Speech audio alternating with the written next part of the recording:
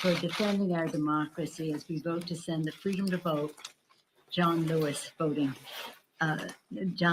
Act to the Senate for urgent consideration. I just want to say four things about the bill, the Freedom to Vote bill. We passed it twice in the House under different names. Same thing with the John Lewis bill, passed it twice in the House. So now today we're sending it over with the prospect that it will have consideration in the Senate. Four things people should know about it.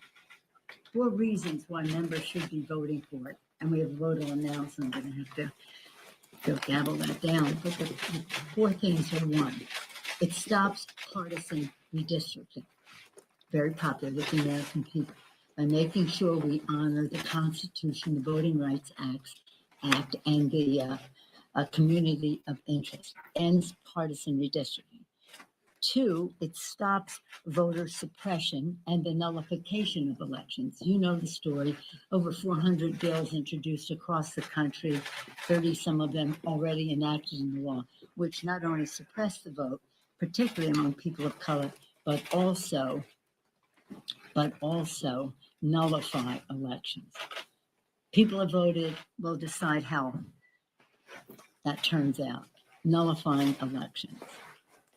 Third, it insists on disclosure of big, dark, special interest money, which suffocates the airwaves, which is a form of voter suppression, the misrepresentations that they put forth.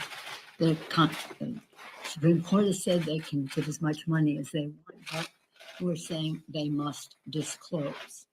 They must disclose transparency. Yeah. And fourth, to amplify voices of small donors and the grassroots, and no taxpayer dollars used to do that. Stop partisan redistricting, stop the suppression of the vote and nullification of elections. It stop big dark money from having such an impact on our political process, and honor the grassroots participation. In addition to that, in terms of the John Lewis part of the bill, every Republican president has, and since Nixon, Ford, Reagan, President George Herbert Walker Bush, and President George W. Bush signed the most recent Voting Rights Act, a bill that passed the Congress like 390 in the House, almost unanimously in the Senate, not that long ago. Had always been bipartisan until now.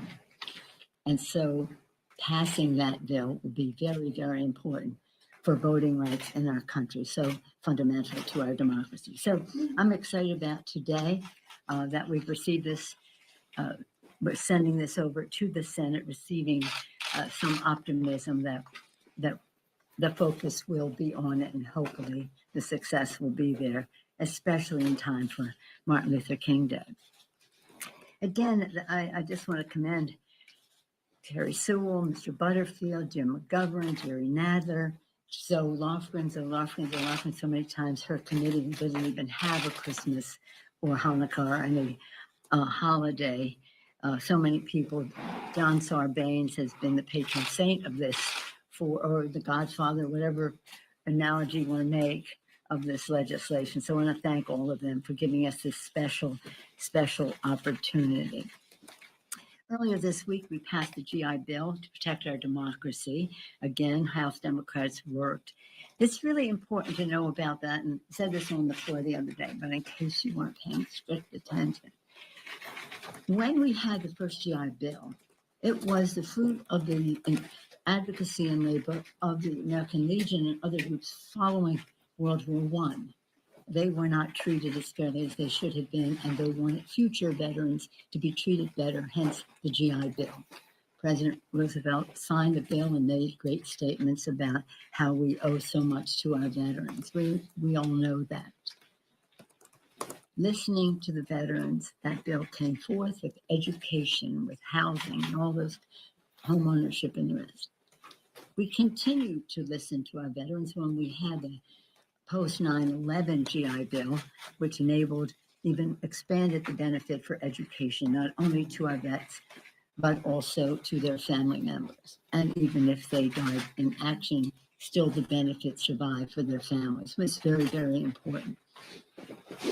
And now we're listening to our veterans who are telling us that we really need to expand and strengthen the GI Bill eligibility for reservists and guardsmen. And so that's what we did earlier this week in the House. I hope it will pass the Senate. As you see today, that takes me to the next subject of COVID, that the president is enlisting some of that talent and those resources in the fight against COVID. As we work for the people, the coronavirus still is a very top priority. We know the science tells us vaccines, masks, testing, spacing, and the rest are a path to ridding ourselves of that. And when it comes to our schools, as a grandmother of a public school student, I'm very hopeful that we can have children safely in school to the greatest extent possible. Masking and testing, separation, vaccines help us to do that.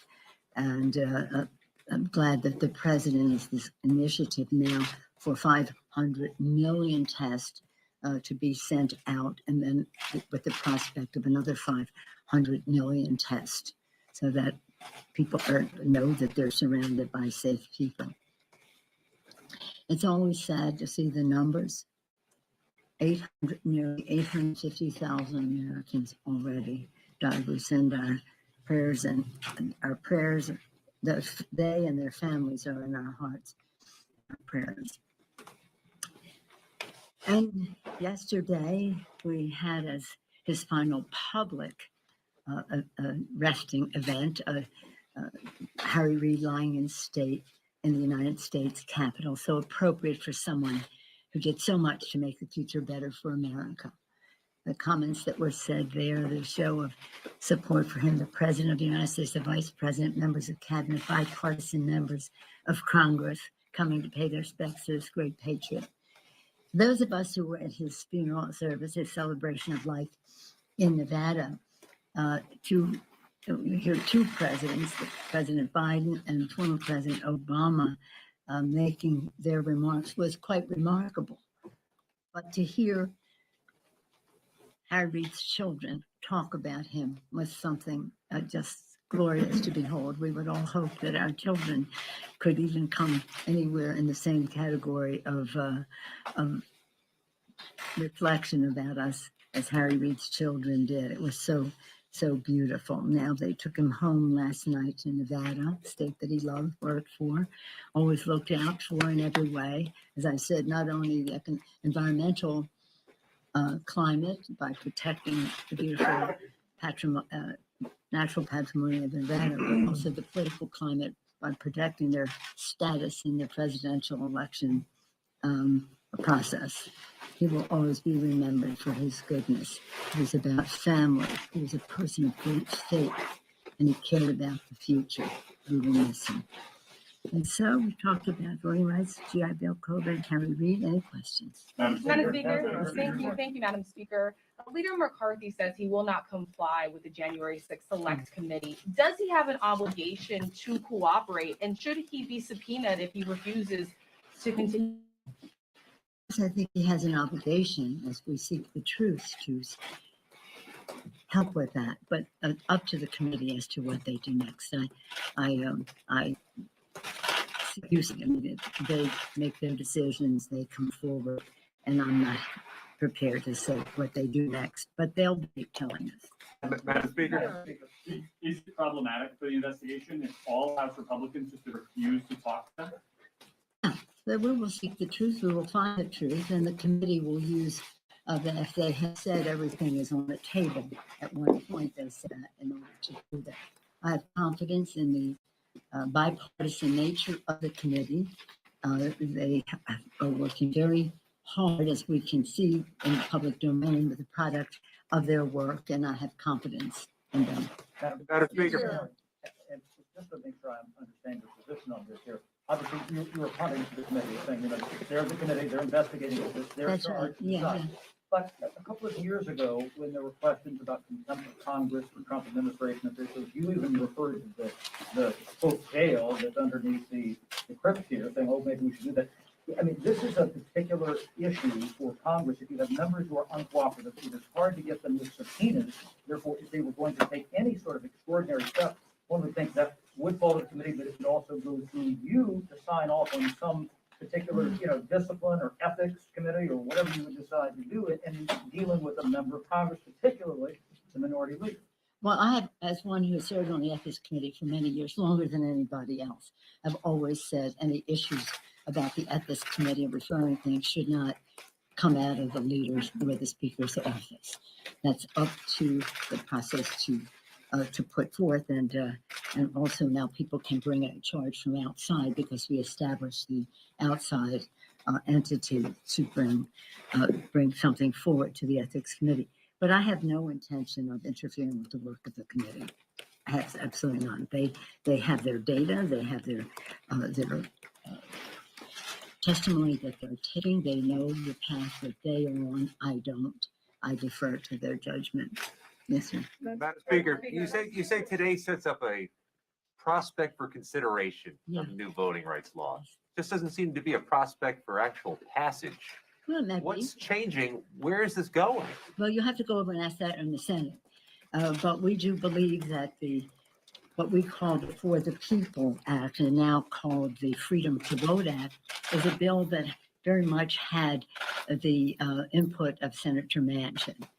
As a former governor, as a former Secretary of State, he did great things in his state to, again, stop big dark money from having an impact on elections. He has there is a voter ID law that they have there that has been incorporated into this. So he knows the subject, and this bill is a reflection of some of his input, and hopefully he won't defend his bill in terms of having it brought to the floor. But it's no use wasting your time asking me questions about what the Senate will do. You just have to go ask them what their next path is. But it is really important for the American people to know, because what is stunning is to see the misrepresentations that are made, for example, on the floor of the House now. I mean, I won't even go into them because I don't want to return to their misrepresentations. But the facts are, as I said, partisan redistricting, end that. Big dark money dominating politics, end that. Suppressing the vote and nullifying elections, end that. Supporting the grassroots, for that. And then, as I say, the voting rights, which has not been partisan before in recent history, and now has become. So in terms of the process in the Senate, but we are excited because we pass these bills again and again in two different Congresses, and as recently as last year in this Congress, and we had to do them again because we're in a new Congress. We also had to do the Voting Rights Act with a fresh array of hearings around the country because the violations that the Republicans committed in the 2020 election were so blatant that it established another level of documentation for the need of the Voting Rights Act. Madam Go Speaker, to Senate, sorry. Madam Speaker, as far as the voting rights bill is concerned, Yes. we heard what the president said in his speech, and it appeared that there was criticism from the upper chamber from Mr. Durbin saying that he went perhaps a little bit over the top a little bit. What are your thoughts on that? And do you think that the president may have gone a little bit too far in trying to sell this particular bill to the American people and trying to get votes to try and get this passed by breaking the filibuster? No, I stand with the president. I think that I thought his speech was wonderful, and I stand with him in the fight for voting rights. No criticism of Mr. Durbin. He has to do what he has to do in vis-a-vis his own members and the rest. The only criticism I would make too, I wouldn't say they're criticisms, but observations. Nobody knows who Bull Connor is. And if we're making the case to say when B was Martin Luther King or Bull Connor, who's that? We'll do as Martin Luther King or Martin Luther King and John Lewis, or the people who unleashed the fierce dogs on them. That's who Bull Connor is. Strom Thurmond, none of us have a lot of happy memories about Strom Thurmond. So again, since you asked my critique of the president's speech, I thought it was fabulous. I come out, congratulate him for it. It was well received, even among those who have had some apprehension of what's going to happen with all of this next. So I thank him for it. And I stand with the president in the fight for voting rights. Thank you. I have to go to the floor to vote for the bill as well as gavel it down. Madam Speaker. Madam thank you. Speaker, Madam Speaker.